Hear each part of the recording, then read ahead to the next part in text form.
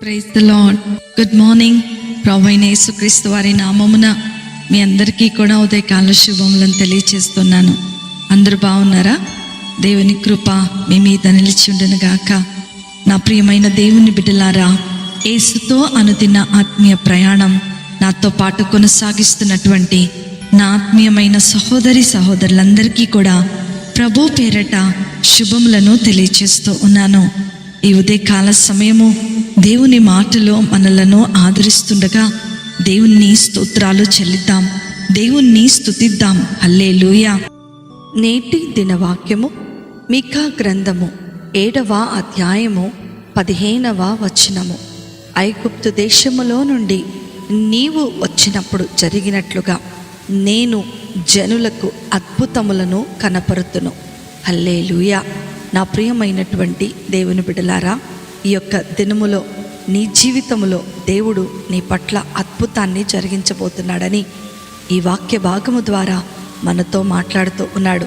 ప్రభు మనలను ఆశీర్వదించడం మాత్రమే కాదు, కానీ ఈ దినమంతా కూడా మనకు తోడుగా ఉంటానని, మనము అడుగుపెట్టు ప్రతి స్థలములో దేవుని యొక్క ఆశీర్వాదాన్ని ఖచ్చితంగా చూస్తామని ఈరోజు దేవుడు నీతో నాతో మాట్లాడుతూ ఉన్నాడు. నేను జనులకు అద్భుతములను కనపరుతును అని దేవుడు అద్భుతమైన వాగ్దానమును మన జీవితంలో అనుగ్రహిస్తూ ఉన్నాడు. అవును, నా ప్రియమైన దేవుని బిడ్డలారా, సర్వశక్తిమంతుడైనటువంటి దేవుడు నిత్య రాజ్యమును విడిచి నీ కొరకు నా కొరకు దిగివచ్చి మనలను ఆనందపరిచే ఆశ్చర్యకరమైనటువంటి అద్భుతాలను మన పట్ల కనపరచబోతూ ఉన్నాడు. హల్లెలూయా.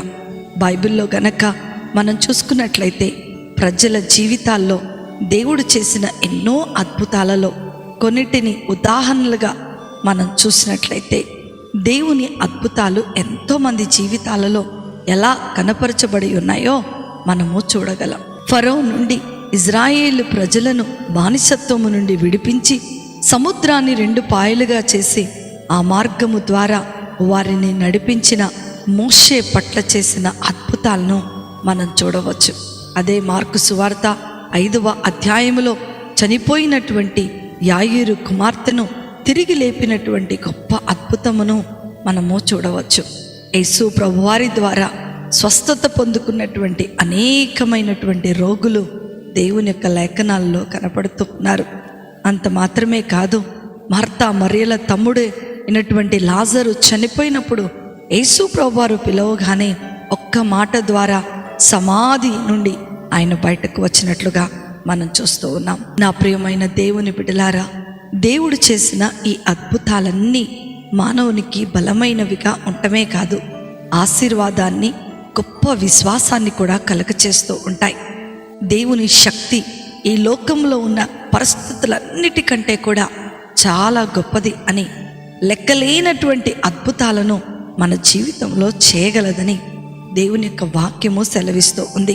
నా ప్రియ దేవుని బిడ్డలారా, నేడు ఈ వాక్యం వింటున్నటువంటి మీ హృదయాన్ని దేవుని వైపుకు తిప్పినట్లయితే ఎంతో శక్తివంతమైనటువంటి దేవుడు నీ పట్ల అద్భుతాన్ని జరిగించబోతున్నాడు. కాబట్టి నా ప్రియమైన దేవుని బిడ్డలారా, నేడు ఈ వాక్యం వింటున్నటువంటి మీ హృదయాన్ని అద్భుతాలు కనపరిచేటువంటి దేవుని వైపుకు మాత్రమే తిప్పుదాం. మన సమయాన్ని దేవునితో గడుపుదాం. దేవుడిచ్చేటువంటి గొప్ప మేలులను పొందుకుందాం.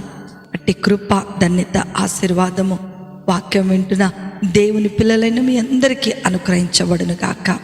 ఆమేన్. ప్రార్థన చేసుకుందామా? మమ్మల్ని మిక్కిలిగా ప్రేమించిన మా ప్రియ పరలోకపు తండ్రి యేసు స్వామి, ఘనమైన దేవా, మీకున్నతమైన శ్రేష్టమైన ఘనమైన నామమును బట్టి మీకు వందనాలు, స్తోత్రాలు చెల్లిస్తున్నాం. నాయనా, ఈ యొక్క ఉదయకాల సమయంలో మీరు చేస్తున్న ఈ గొప్ప వాగ్దానమును బట్టి మీకు వందనాలు. మీరు కనపరుస్తున్నటువంటి ఆశీర్వాదాలను బట్టి మీకు వందనాలు. మా జీవితంలో మిమ్ములను మాత్రమే ఆశ్రయించేటువంటి జీవితాలను మీరు మాకు అనుగ్రహించండి. ఈ విన్న వాక్యము ప్రతి ఒక్కరి జీవితాలలో ఫలింపచేయమని నజరేయుడైన యేసుక్రీస్తును శక్తి కలిగిన నామములో అతి వినయముతో అడిగి వేడుకొనుచున్నాను తండ్రి.